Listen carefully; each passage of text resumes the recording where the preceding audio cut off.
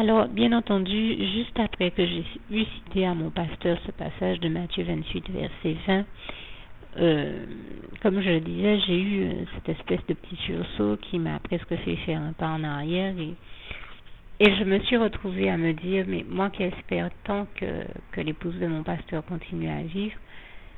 peut-être suis-je dans un excès d'optimisme, puisque j'ai l'habitude d'être optimiste et peut-être dans un excès de zèle. Donc Seigneur, merci de m'en préserver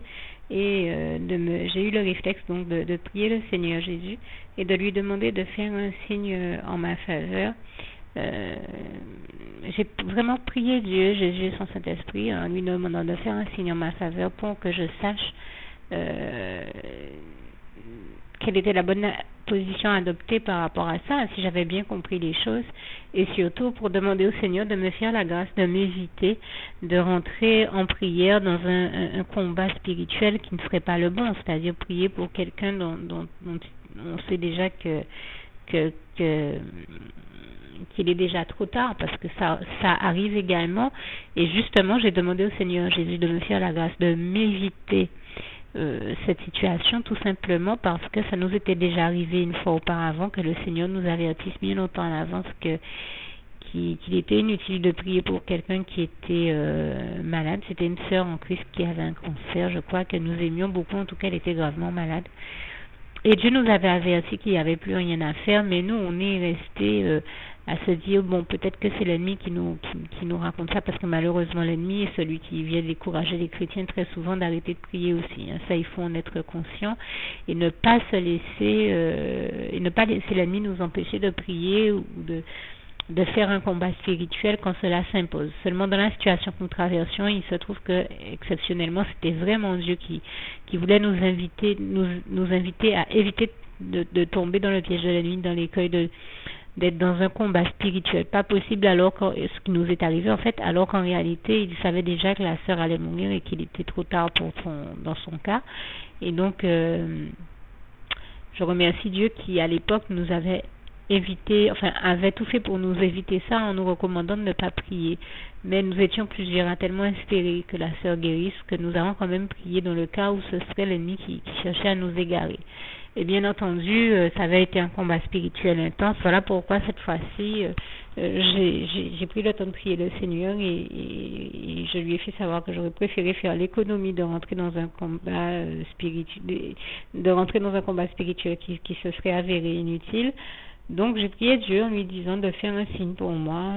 que ce soit par le biais de Facebook ou tout autre biais qu'il souhaite, puisque comme j'ai l'habitude de le témoigner, Dieu nous parle puissamment à travers tous les moyens de communication qui soient, et notamment par Facebook également. Et je rends grâce et gloire à Dieu parce que à peine j'avais prié le Seigneur pour ça, quelques minutes après, je dis vraiment Seigneur, parle-moi par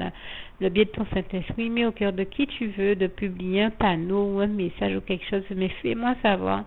si j'ai bien compris que la sœur elle est en train de mourir, enfin l'épouse de mon pasteur, et si j'ai bien compris que par la voix de ton Saint-Esprit, si j'ai bien compris ce que le Saint-Esprit est en train de m'inspirer ou de me faire ressentir, à savoir qu'il est inutile de rentrer dans un combat spirituel et dans des prières pas possibles parce que il est déjà trop tard si le Seigneur vient m'utiliser pour annoncer à mon pasteur le décès de son épouse.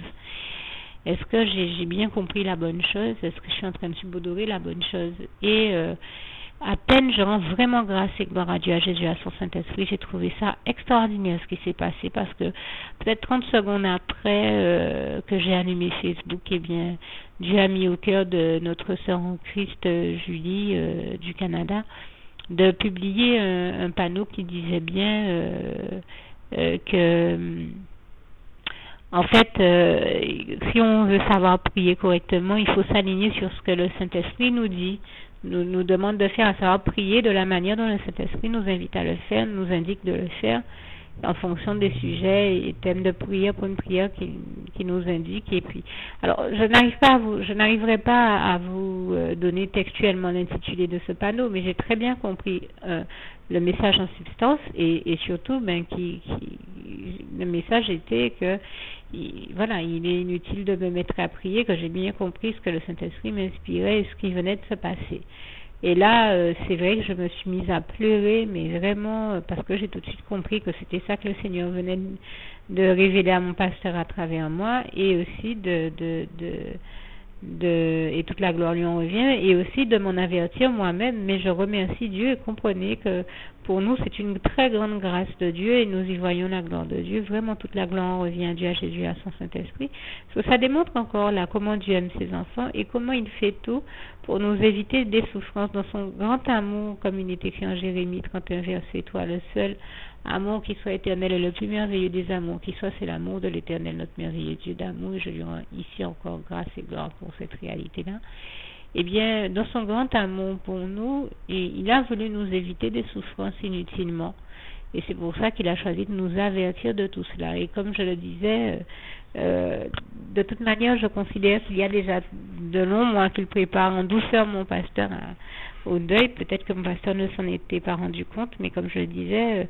le Seigneur me mettait à cœur de témoigner à mon pasteur de comment il m'avait consolé du deuil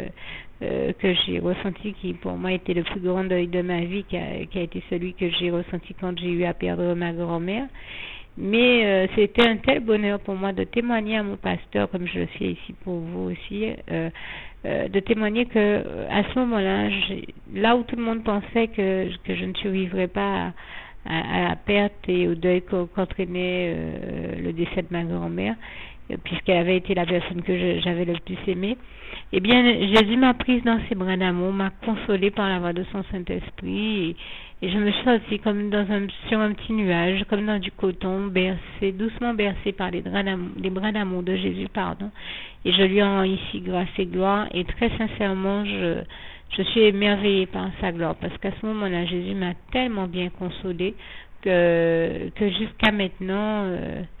j'ai ce réflexe de parler de cette phase de ma vie, et je comprends maintenant après coup, avec du recul, que si le Seigneur m'a mis à cœur d'en parler avec mon pasteur, c'était pour le préparer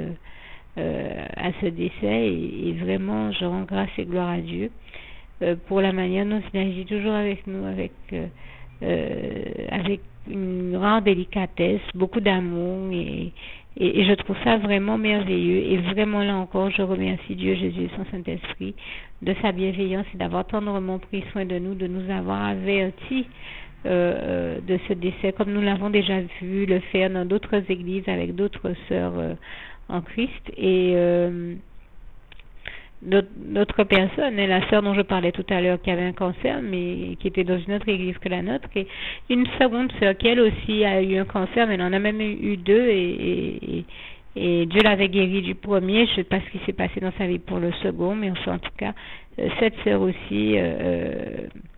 Dieu nous a avertis au moment où elle devait partir, comme l'autre sœur. Donc je rends vraiment grâce et gloire à Dieu, à Jésus et à son Saint-Esprit, et au Saint-Esprit en particulier, qui, comme il est écrit en Jean 16 versets 13 à 15, nous avertit toujours de tout ce dont nous avons besoin d'être avertis, nous donne toujours toutes les informations que nous avons besoin d'avoir. Vraiment, je rends grâce et gloire à Dieu, et puis je lui rends aussi grâce et gloire ici, vous le comprendrez, pour toutes ces délicates attentions, et pour avoir pris le temps. Comme je dis, Dieu est quand même très occupé. Il s'occupe de plus de 7 milliards de vies sur Terre. Il n'était pas obligé de nous avertir. Eh bien non, il nous a fait la grâce de nous avertir pour nous bénir, nous protéger de toutes les illusions que l'ennemi aurait pu vouloir générer dans cette situation. Et aussi nous préserver de la désillusion qu'elle aurait entraînée.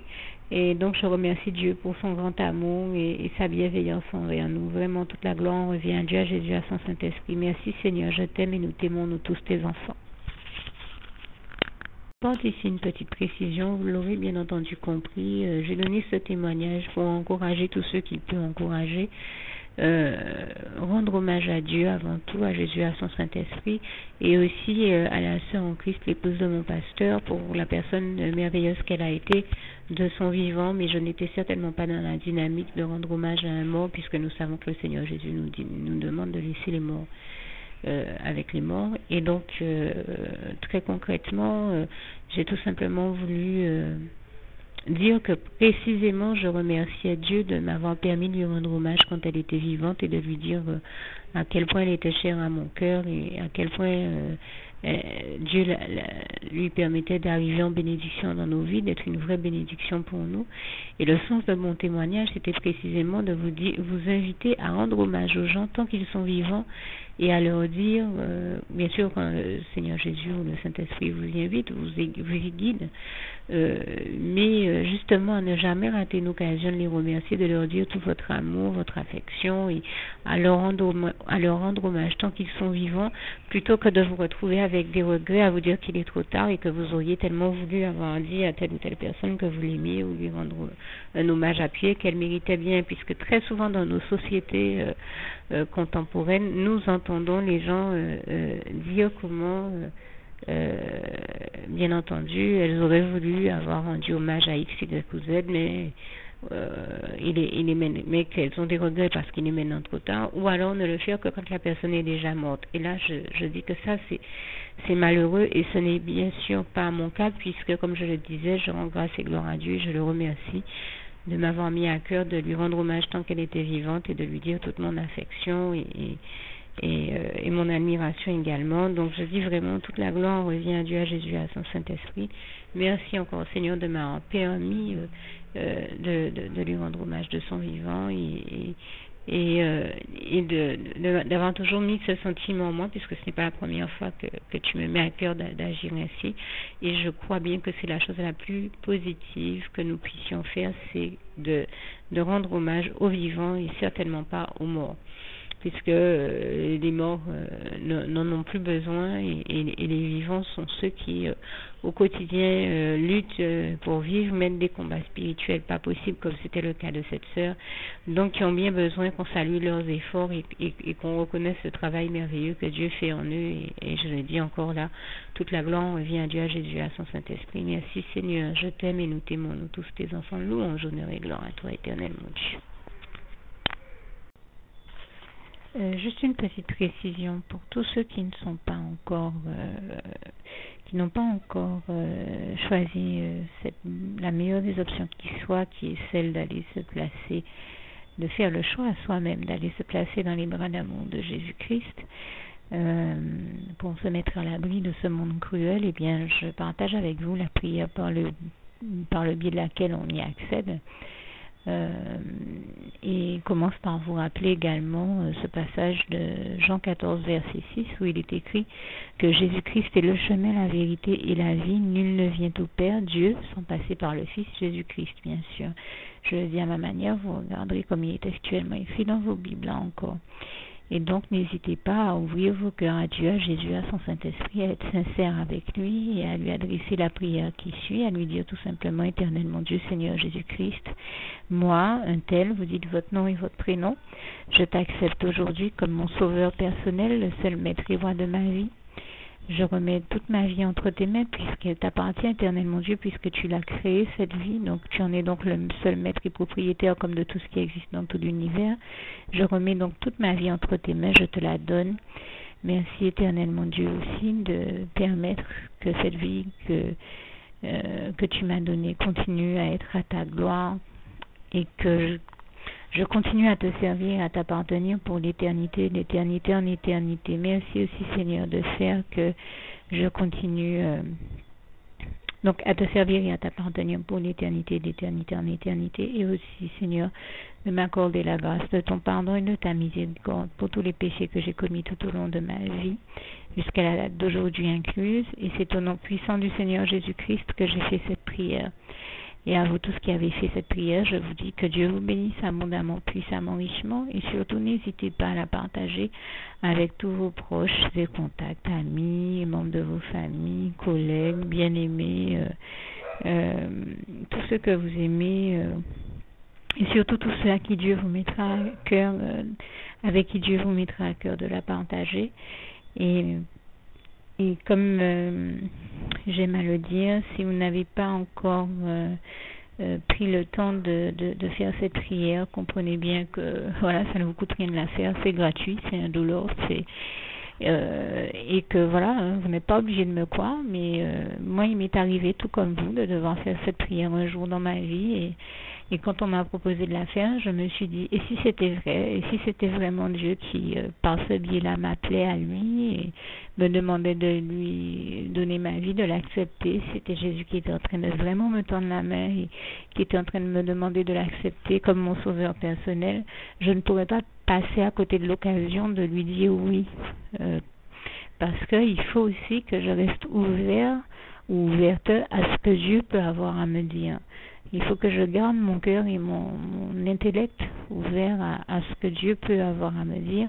Donc je me suis dit, je ne peux pas courir le risque de passer à côté de mon éternité, de passer à côté des meilleures choses de la vie, surtout si le maître et créateur de la vie m'appelle et cherche à me sauver.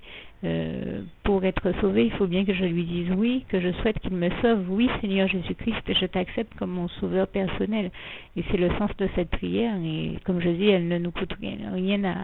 à faire. Et puis surtout, moi je vous dis, du jour où je l'ai faite, j'ai vu Jésus changer ma vie en mieux sur tous les plans. Et donc je crois que ça ne vous coûte rien, ça ne vous coûte rien vous non plus de la faire et puis d'expérimenter, de regarder comment les choses vont se dérouler dans votre vie, de regarder Jésus changer votre vie en mieux, à vous aussi. Et d'en faire l'expérience. Et pour en faire l'expérience, il faut commencer par faire cette prière. Donc si vous ne l'avez pas encore dite, réembobinez tout simplement cette vidéo ou ce document si vous préférez, réécoutez-le et dites avec moi la prière que vous m'avez entendu mentionner. Et n'oubliez surtout jamais que tout est possible à celui qui croit en Dieu, en Jésus-Christ et en son Saint-Esprit, comme il est écrit en Marc 9, verset 23, et que tout est possible à Dieu, comme il est écrit en Marc 10, verset 27. Que Dieu vous bénisse donc et à bientôt.